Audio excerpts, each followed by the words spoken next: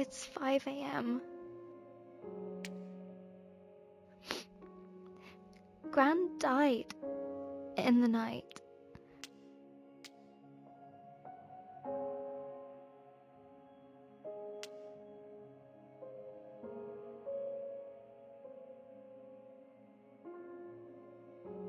Mum got the call a few hours ago. She's still crying. I just feel...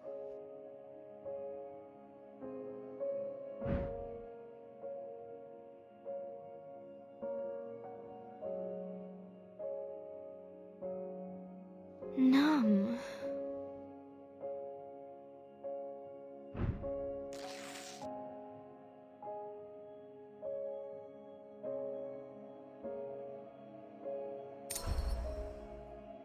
I tried to go back to sleep,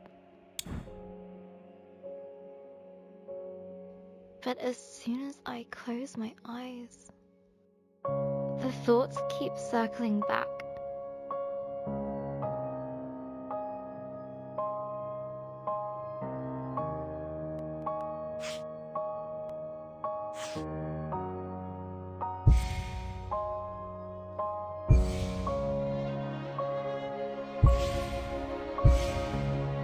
We should have been there. We drove to the hospital first thing in the morning.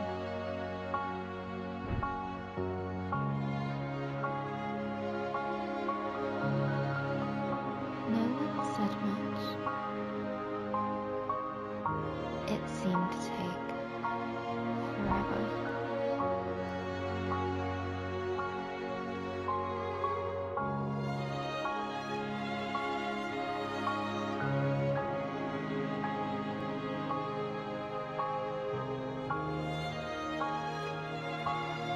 I've never seen a dead body before.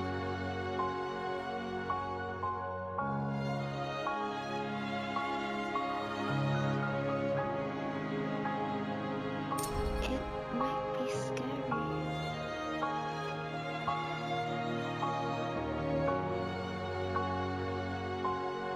But it's just Gran. Right?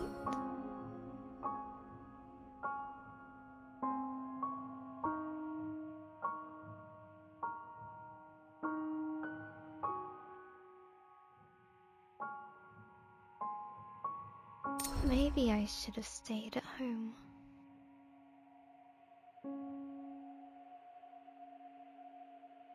When we finally arrived, I wasn't so sure about being there at all. We went up the stairs to room 305.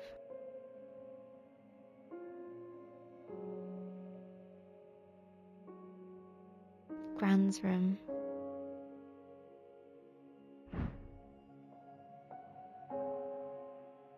Mum gently put her hand on my back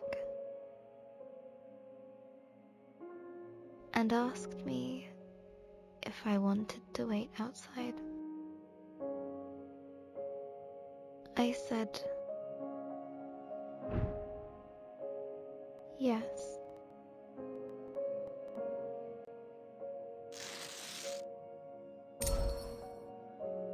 Hello again, journal. I'm sitting in the waiting room. Just rows of plastic benches in a sea of blue linoleum. And it smells like Ben's bottom cream. A little doodling should distract me from this dreary place.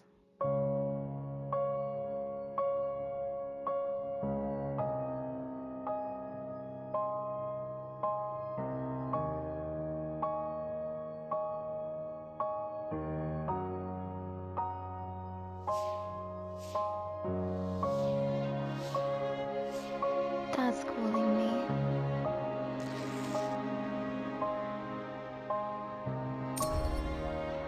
Dad had his arm round Mum. as they came out of Gran's room. I've never seen her like this. Mums aren't supposed to cry. They're strong. They're meant to know what to do. Always.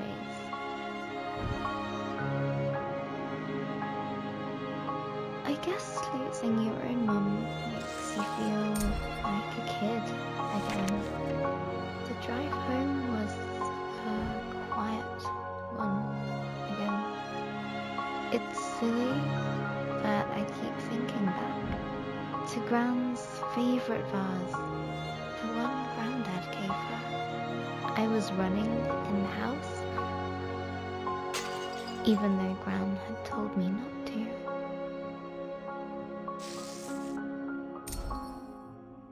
I still remember the noise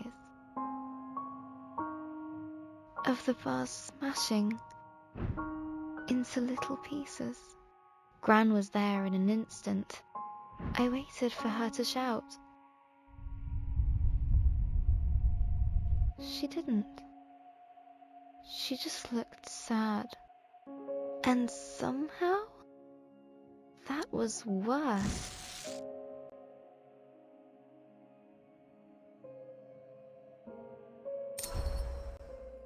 Gran wouldn't let me pick up the pieces. She found every single one and carried them into the kitchen.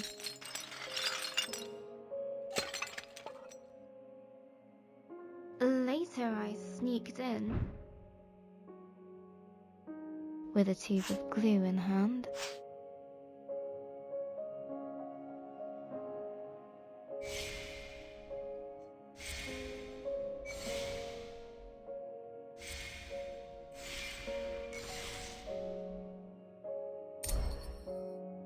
It was a mess. I got glue everywhere. But Gran smiled when she saw the vase. She put it in the cupboard. Later I found it again.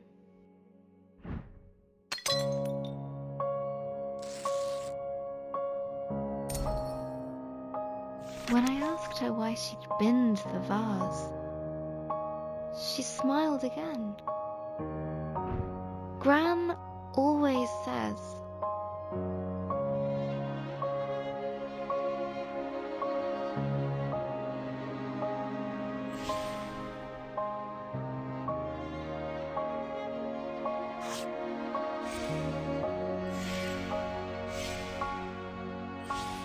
we can't hold on to things forever. Let them live in your memories. she said she preferred to keep the vase like she remembered it. Maybe I hurt Gran's heart, weakened it. That can happen, can't it? Maybe this is all my fault. I shouldn't have run in the house. Now everything is broken. If I'd started my story sooner, Gran could have read it. It might have helped. I could have fixed. I would have fixed her heart.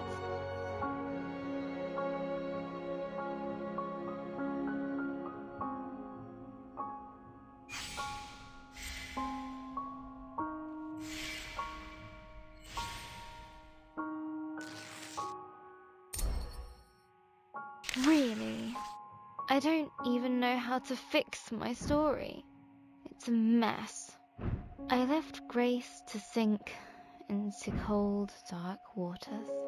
She's completely alone. She left behind Lump, her only friend. Okay, focus, Izzy. How can I continue the story? how would she feel about this situation? Grace felt...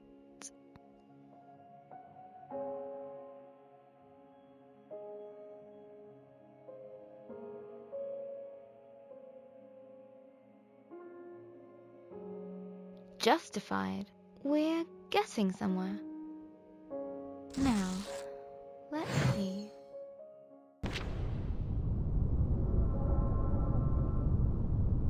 The merchants had been true to their offer. Still, the water closing over her felt like death, cold and terrifying.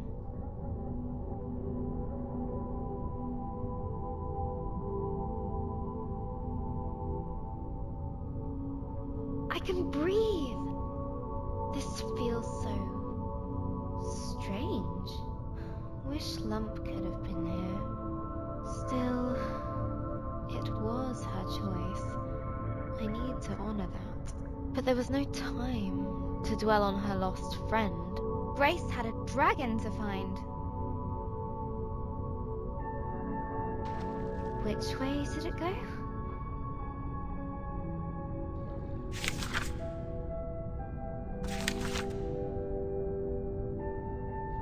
This one. All right. Another branching tunnel. The walls were closing in. Down here, I guess. Far too narrow for winged beasts. Did I guess wrong? A dead end. Oh, I knew it. Wrong tunnel. How do I get up there?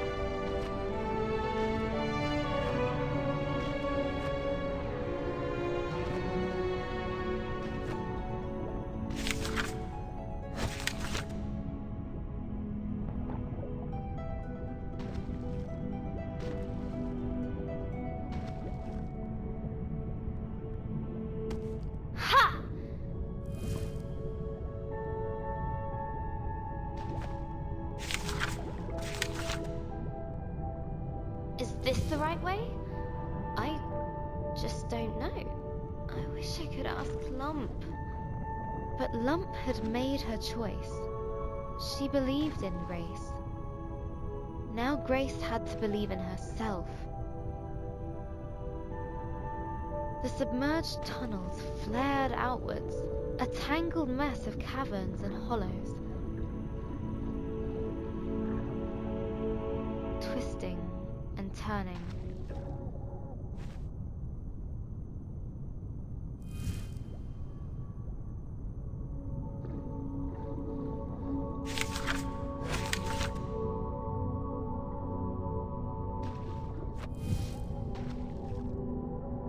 Bending with almost malicious intent. I need to get out of here.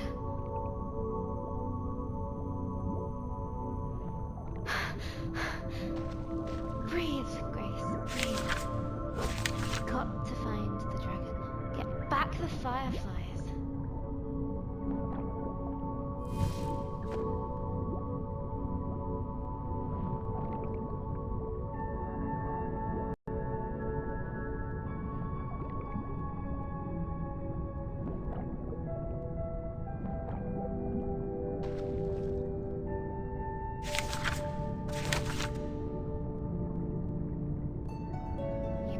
Do this, Grace. No! Ah!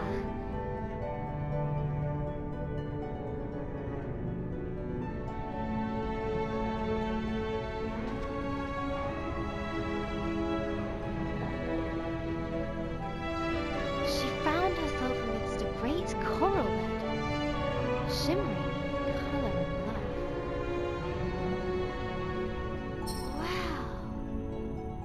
Beautiful. No! Focus! I have to find the dragon. No matter what. Beautiful, and now...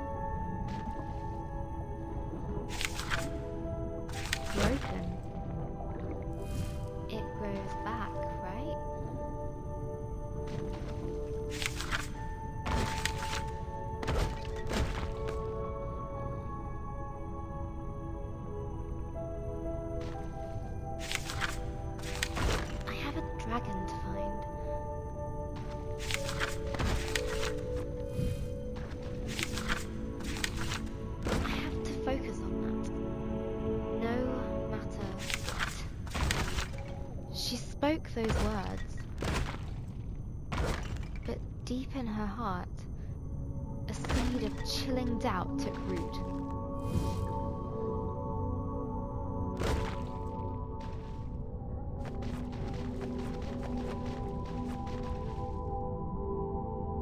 The color gave way to darkness, endless and all-consuming.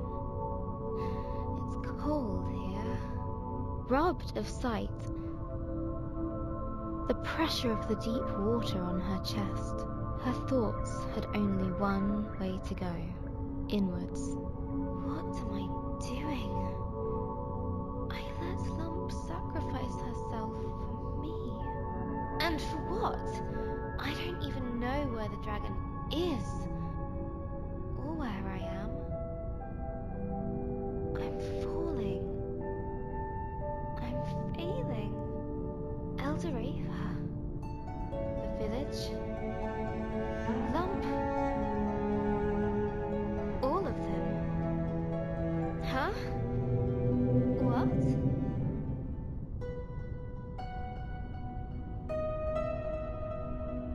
Air?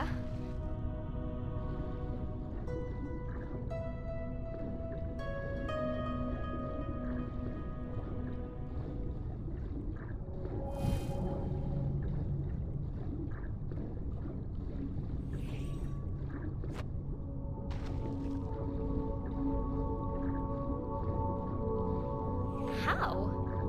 It doesn't matter.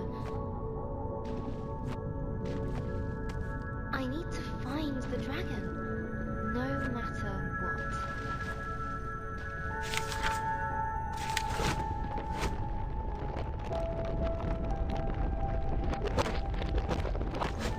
A cold determination gripped her, numbing all other thoughts. Press forward.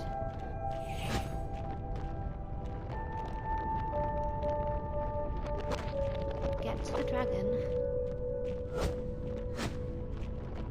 no matter what.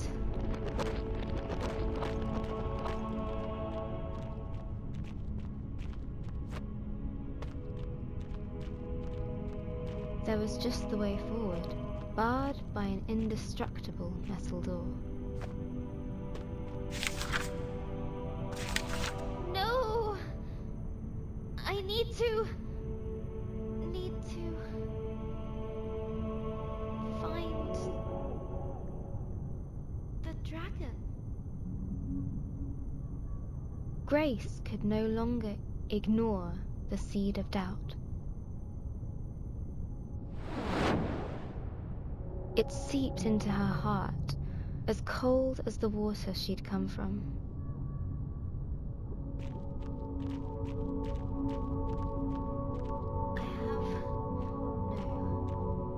I need to find it. The dragon. No matter what. No matter what. The Seekin seemed friendly. Hey, have you seen the dragon? Wait.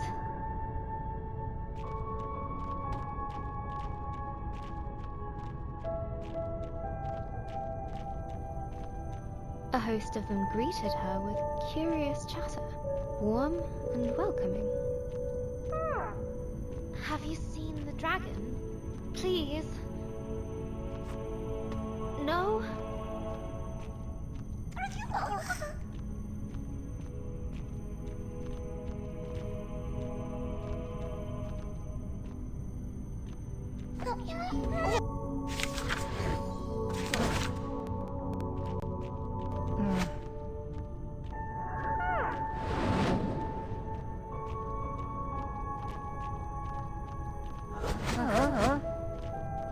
Grace had no time for this.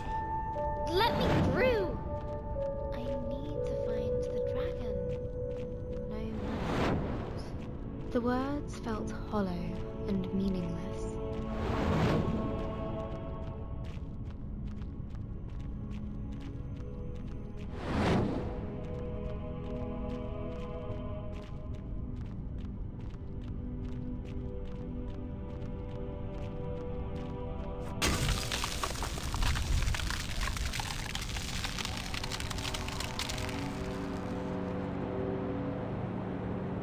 freezing cold blanketed Grace.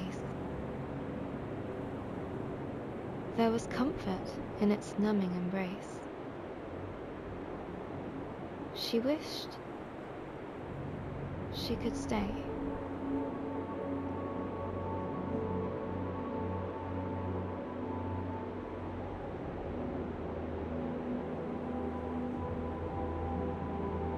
What's happening?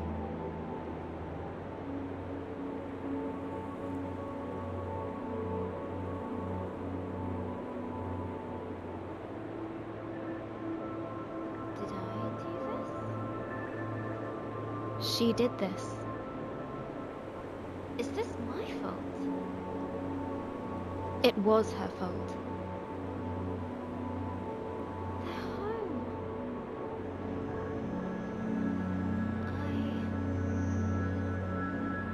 I destroyed it.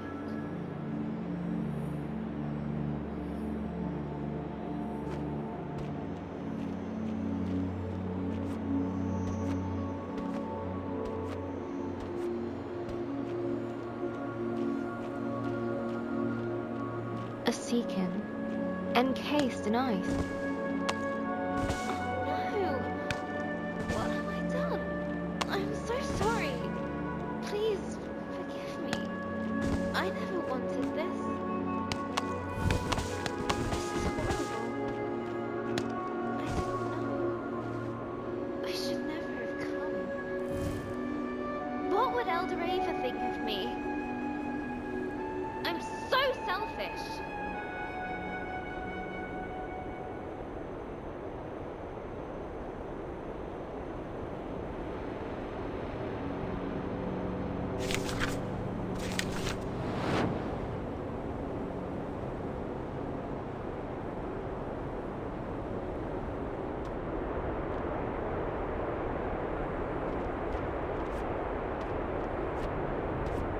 Guilt dogged her every step.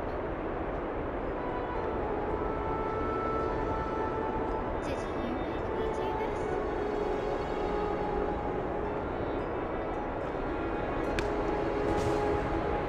It would not rest. It would not leave her. It would not cease. Leave me alone!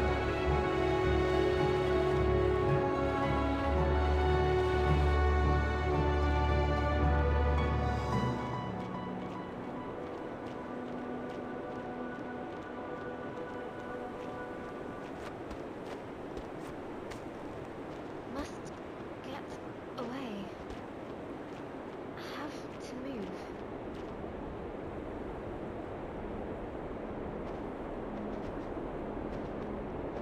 Need to escape.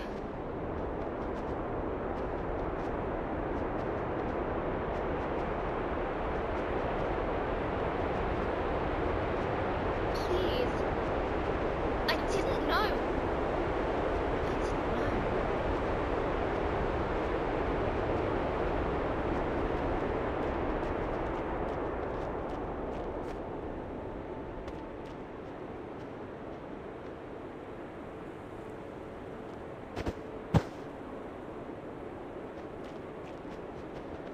The creature looked at her as if it could see into her very soul.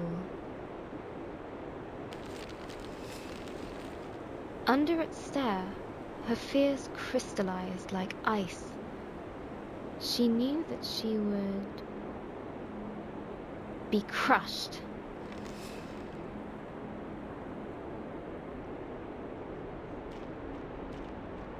You'll shatter me until I'm nothing but dust. I can't let that happen. Would Grace embrace her guilt or run from it?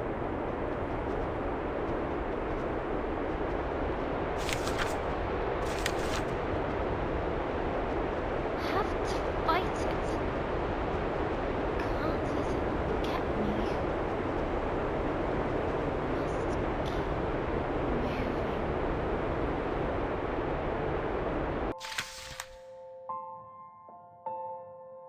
Hello, journal.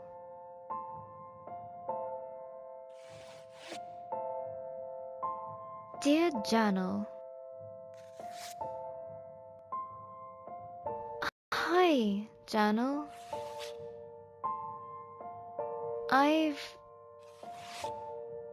Today...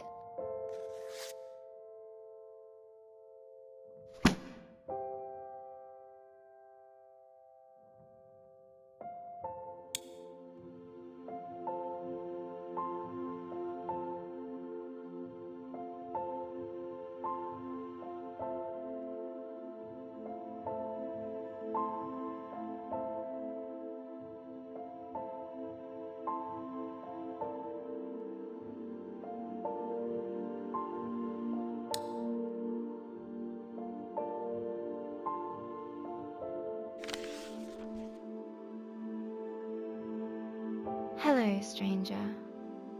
I've been thinking a lot about... My dream is to become a writer. Yeah, right. A writer who can't even write.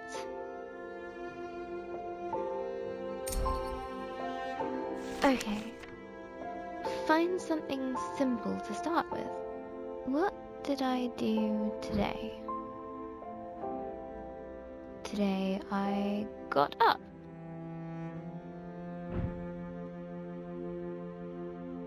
I had breakfast. I tried watching the telly. That's it. I'm going back to bed. Hi, Journal. Another day.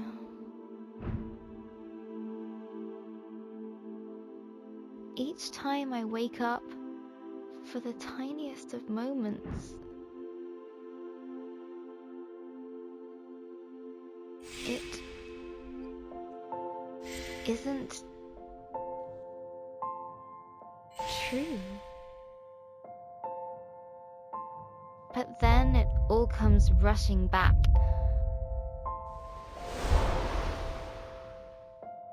It is true.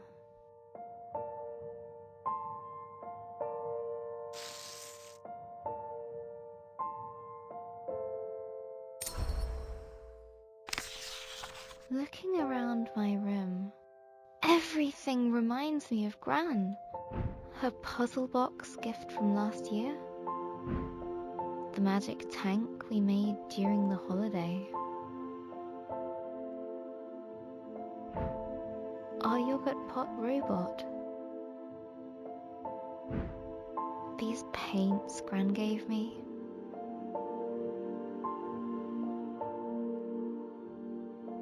This pen. Even you, Journal.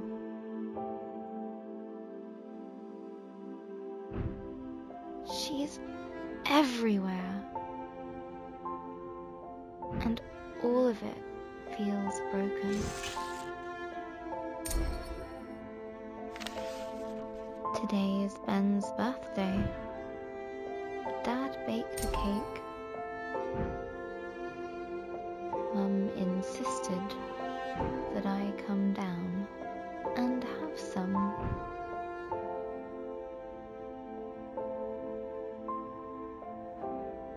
It tasted like nothing. Everything does. Mum said we need to send out invitations to the funeral. How can she think about that? She's ready to shove Gran into a box like a pet goldfish.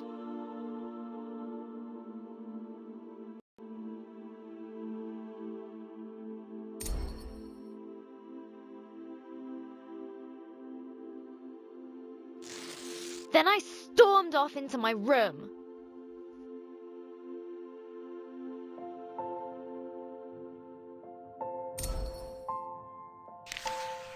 Later, Dad came up for some well-meant dad talk. I know you're sad, but it will get better. You'll see. Just give it time. I know he wanted to cheer me up, but he's wrong.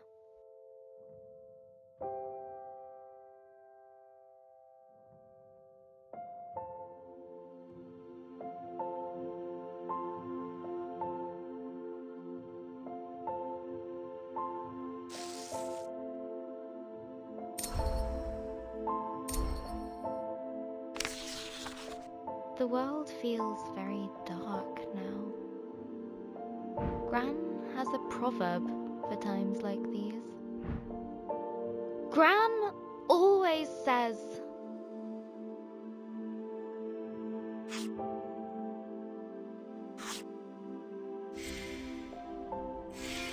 It's always darkest before the dawn. no, that's not right. That's what she would have said.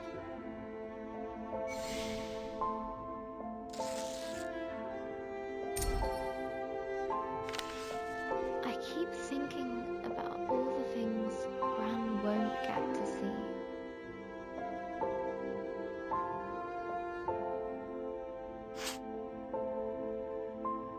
When I go to university, she won't be there. When I get my first job, she won't be there. If I get married, she won't be there.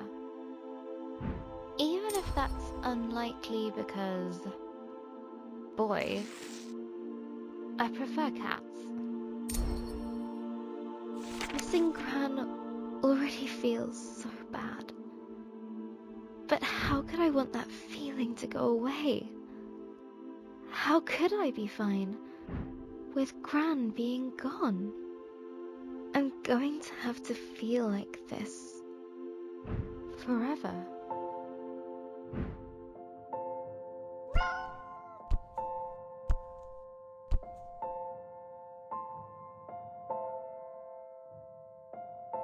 Thanks, Pinky.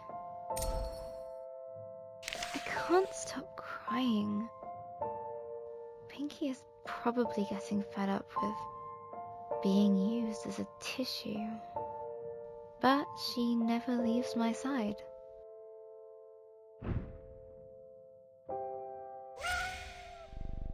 I think that means get back to writing your story. Pinky's got a point. I should at least try to write. I can't leave Grace like that. She's as lost as I am.